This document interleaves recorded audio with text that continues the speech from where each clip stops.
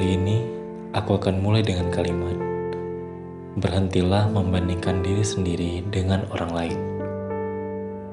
Percayalah, jika setiap orang membandingkan dirinya dengan orang lain, sama saja artinya setiap orang itu spesial, setiap orang itu unik, setiap orang berharga, dan setiap orang ingin menjadi seperti kita.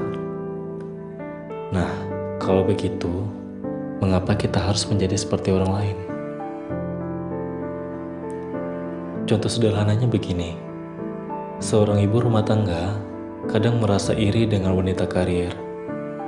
Mereka merasa kalau wanita karier itu kehidupannya seru, bisa keluar rumah tanpa memikirkan pekerjaan rumah dan mengurus anak.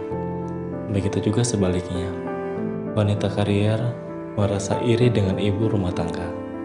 Mereka merasa ibu rumah tangga bisa lebih banyak waktu dengan anak-anaknya dan melihat tumbuh kembangnya, serta tidak perlu repot-repot mencari uang. Ini hanya contoh kecil dari membandingkan diri sendiri dengan orang lain. Percayalah, manusia itu tertarik dengan hal yang tidak dimilikinya. Misalnya, seseorang baru membeli sebuah handphone keluaran terbaru.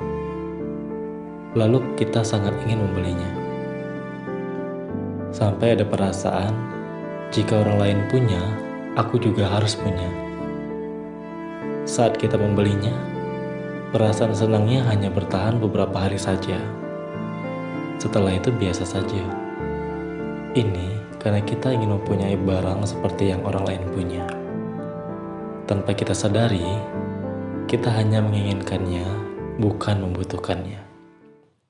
Sebenarnya ada beberapa cara supaya kita tidak membandingkan diri kita dengan orang lain. Yang pertama, misalkan teman kita selalu membicarakan pencapaiannya atau kesuksesannya. Abaikan saja atau alihkan perhatianmu. Jika tetap ingin mendengarkannya, jadikan motivasi untuk menjadi lebih baik di bagian yang kita kuasai. Tidak perlu berusaha menjadi seperti dirinya. Yang kedua, coba catat semua pencapaianmu. Mulai dari pencapaian terbesar yang pernah diraih sampai pencapaian kecil. Misalnya, pernah mendapat peringkat kelas, pernah mendapat penghargaan di kantor, berhasil membuat kue yang enak. Percayalah, banyak hal baik yang pernah kita capai sebenarnya, tetapi tidak terlihat karena yang kita lihat hanya pencapaian orang lain. Yang ketiga, coba lakukan hal yang kita sukai. Entah itu memancing di laut bersama teman-teman, membaca buku favorit, menonton film yang selama ini tidak sempat ditonton, dan masih banyak lagi. Kegiatan ini lebih bermanfaat dan menyenangkan. Hati senang, pikiran pun tenang. Yang terakhir, bersyukur dengan apa yang telah kita miliki. Bersyukur sampai kita merasa cukup.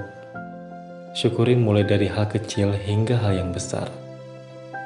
Kesehatan yang kita miliki, waktu bersama keluarga, waktu bersama diri sendiri, masih dapat makan makanan yang enak, masih bisa sekolah, masih bisa bekerja, dan banyak hal lain yang bisa kita syukuri.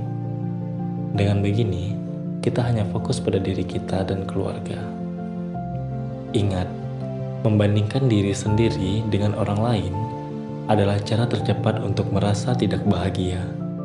Dan ingat juga, kisahmu unik dan sangat berbeda dan tidak layak untuk dibandingkan.